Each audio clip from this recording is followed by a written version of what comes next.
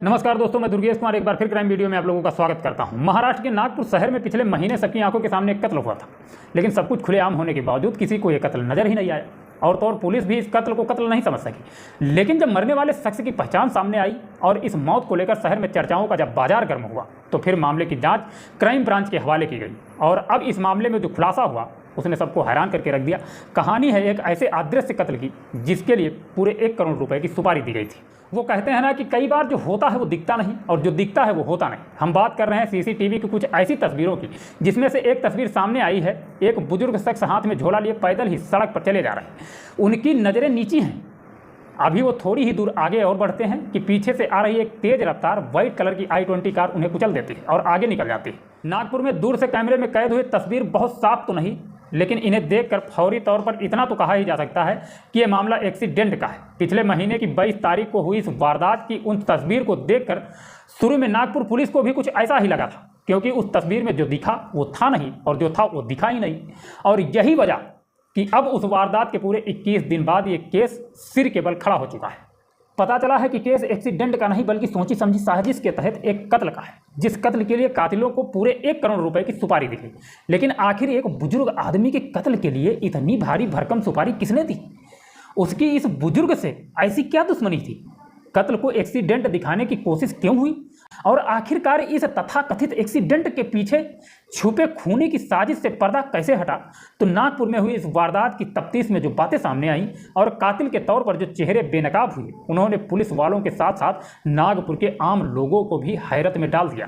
क्योंकि इस बुजुर्ग के कत्ल के मास्टरमाइंड के तौर पर जिस महिला का नाम सामने आया वो महाराष्ट्र के ही गढ़चिरौली और चंद्रपुर के टाउन प्लानिंग डिपार्टमेंट की असिस्टेंट डायरेक्टर है, यानी सरकारी महकमे की एक क्लास 1 ऑफिसर।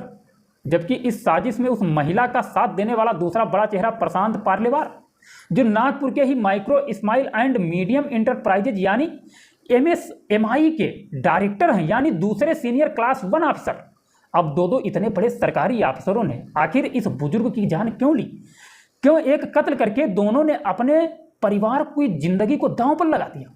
तो ये सच जानने के लिए आपको सिलसिलेवार तरीके से पूरी वारदात को समझना पड़ेगा। 22 मई की सुबह करीब 11:15 बजे एक वारदात तब हुई जब 82 साल के बुजुर्ग पुरुषोत्तम पट्टेवार पास के एक अस्पताल से पैदल अपनी बेटी के घर लौट रहे थे। अस्पताल में पुरुषोत्तम की पत्नी भर्ती है और पिछले कुछ दिनों से पुरुषोत्तम का यही रूटीन चल रहा था। लेकिन अभी वो बेटी के घर पहुंच पाते तब तक नागपुर के बालाजी नगर इलाके में एक तेज रफ्तार व्हाइट कलर i20 कार उनके पीछे से टक्कर मारती है और घसीटते हुए दूर तक ले जाती है, जिससे उस बेचारे बुजुर्ग की जान चली जाती है। पहले तो सभी को यह मामला एक्सीडेंट का लगा और पुलिस ने भी IPC की धारा 304A के तहत एक्सीडेंट का केस रजिस्टर किया। वो कार के नंबर, CCTV फुटेज और दूसरे सबूतों के सहारे कार ड्राइवर नीरज निंजे तक पहुंची और उसे गिरफ्तार भी कर लिया। उसने इसे गलती से हुआ एक्सीडेंट बताया और पुलिस ने निंजे को जमानत पर रिहा भी कर दिया। लेकिन धीरे धीरे पूरे नागपुर शहर में इस एक्सीडेंट को लेकर तरह तरह की बातें होने लगी। पुरुषोत्तम पट्टेवार करोड़ों की प्रॉपर्टी के मालिक थे और उनका इन प्रॉपर्टीज को लेकर ही अपने रिश्तेदारों से पिछले कई सालों से विवाद चल रहा था। उन्हें जानने वाले लोगों को लगता था कि शायद इस एक्सीडेंट के पीछे कोई साजिश है। तो ये बात अलग अलग लोगों से होती हुई पुलिस के कानों तक पहुंची।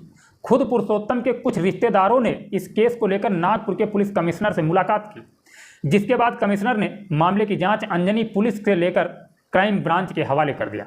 और बस यहीं से मामले में ऐसा ट्विस्ट आया कि जिसने पूरे नागपुर शहर को चौंका कर रख दिया। क्राइम ब्रांच ने एक्सीडेंट वाली जगह के आसपास के कई किलोमीटर के रेडियस के CCTV फुटेज निकालकर चेक करना शुरू किया और इस कोशिश में पुलिस को कुछ अहम क्लू मिले। अव्वल तो पुलिस को पता चला कि उस दिन जब i20 कार ने पुरुषोत्तम पट्टेवार को कुचला था, तब कार में ड्राइवर नीरज निंजे के साथ उसका एक साथी सार्थक बागरे भी मौजूद था। और तो और एक स्कूटी भी इस हादसे से पहले संदिग्ध तरीके से इस कार के आगे पीछे चल रही थी। जाहिर है अब पुलिस इन लोगों की पहचान करना चाहती थी और इस एक्सीडेंट में उनकी भूमिका को समझना चाहती थी। इस बार क्राइम ब्रांच ने निंजे और सार्थक बागरे को हिरासत में लिया और उन्हें नए सिरे से इंटरोगेट किया। पता चला कि उस रोज उनकी कार के पीछे पीछे स्कूटी पर चल रहे 2 लोग सचिन धार्मिक और उसका एक साथी संकेत था, जो पुरुषोत्तम पट्टेवार की रेकी और उनकी पहचान कराने के लिए बालाजी नगर पहुंचे थे, ताकि सचिन निंजे अपनी कार से पुरुषोत्तम को कुचलकर आसानी से भाग सकें। यानी ये मामला एक्सीडेंट का नहीं बल्कि कत्ल का था। ये अपने आप में एक बहुत बड़ा खुलासा था, क्योंकि जिस मामले को लोग अब तक एक्सीडेंट का केस मानकर चल रहे थे वो मामला अब पलट चुका था। लेकिन अब सबसे बड़ा सवाल ये था कि इस मर्डर में इन 4 किरदारों यानी नीरज, निंजे, सार्थक बागरे, सचिन धार्मिक और संकेत का क्या कनेक्शन था, क्योंकि सीधे तौर पर इनकी पुरुषोत्तम पट्टेवार से ना तो कोई लेन देन थी और ना ही दुश्मनी थी। सार्थक बागरे एक ड्राइवर था, सचिन धार्मिक एक छोटी मोटी इंडस्ट्री चलाता था, संकेत उसका साथी था, जबकि नीरज निंजे का पुराना क्रिमिनल रिकॉर्ड था। लेकिन देखा जाए तो इनका पुरुषोत्तम से कोई सीधा वास्ता नहीं था, यानी कोई ऐसा था जो पर्दे के पीछे से खेल में शामिल था, वो पर्दे के पीछे से खेल खेल रहा था। अब क्राइम ब्रांच ने चारों से सख्ती से पूछताछ चालू की और इसी के बाद नाम खुला एक ऐसी प्रभावशाली महिला का जिसका सच जानकर लोग हैरत में पड़ गए। ये महिला थी गढ़चिरौली और चंद्रपुर के टाउन प्लानिंग डिपार्टमेंट की असिस्टेंट डायरेक्टर और कातिलों का शिकार बने बुजुर्ग पुरुषोत्तम पट्टेवार की बहू अर्चना पट्टेवार। जी हाँ, ये खुद पुरुषोत्तम की बहू अर्चना पट्टेवार थी जो पुरुषोत्तम के कत्ल की मास्टरमाइंड निकली।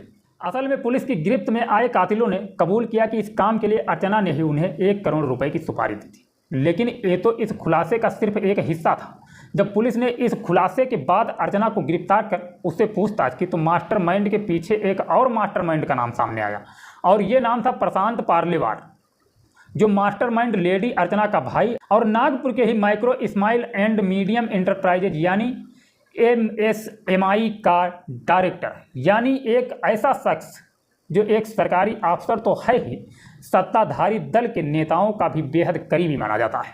यानी अब इस केस में मास्टरमाइंड का चेहरा बेनकाब हो चुका था। सुपारी लेकर बुजुर्ग का कत्ल करने के किराए के कातिल भी पकड़े जा चुके थे, लेकिन कत्ल के पीछे जो वजह और जैसी साजिश हमारा दावा है वैसा कम ही देखने और सुनने को मिलता है। पुरुषोत्तम पट्टेवार के कत्ल में खुद उनकी ऑफिसर बहू और बहू का ऑफिसर भाई गिरफ्तार हो चुका था, जिन्होंने इस कत्ल के लिए 1 करोड़ रुपए की सुपारी दी थी। लेकिन कत्ल के पीछे मोटिव था और जिस तरीके से इस पूरी साजिश को अंजाम दिया गया वो आंखें खोल देने वाला था। नागपुर के रहने वाले एक बुजुर्ग शख्स के कत्ल की साजिश इतनी भयानक होगी ये किसी ने सोचा ही नहीं था।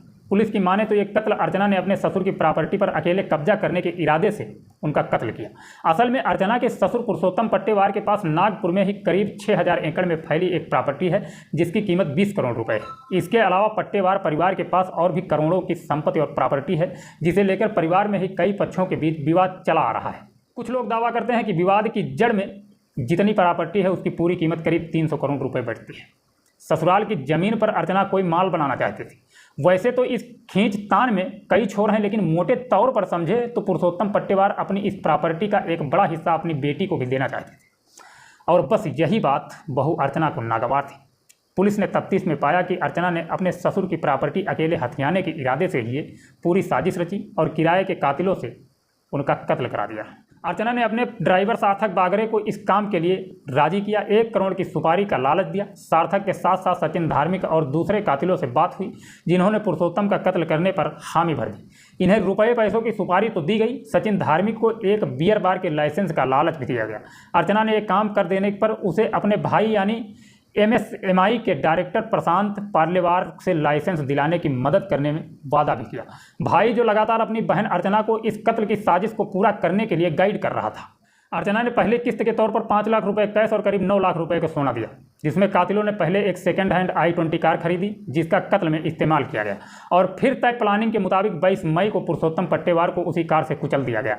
लेकिन इसे तकदीर का खेल कहें या फिर कुछ और, एक्सीडेंट नुमा कत्ल की ये वारदात सीसीटीवी कैमरे में कैद हो गई। अर्चना अपने पति यानी पट्टेवार के बेटे से अलग रहती हैं। अर्चना के पति यानी मारे गए बुजुर्ग पुरुषोत्तम पट्टेवार के बेटे ENT स्पेशलिस्ट हैं और वो अस्पताल चलाते हैं। यानी परिवार में पहले भी विवाद हैं और अब इस कत्ल के बाद इस परिवार में पहले भी हुई कई मौतों को संदिग्ध होने तक का शक किया जा रहा है। संदिग्ध पाई जाने का आरोप भी इस महिला के ऊपर लगाया जा रहा है। खैर, इस घटना से हम लेना चाहेंगे, जल्द मिलेंगे नेक्स्ट वीडियो में। तब तक अपना ख्याल रखना, अपने परिवार का ख्याल रखना। जय हिंद, जय भारत।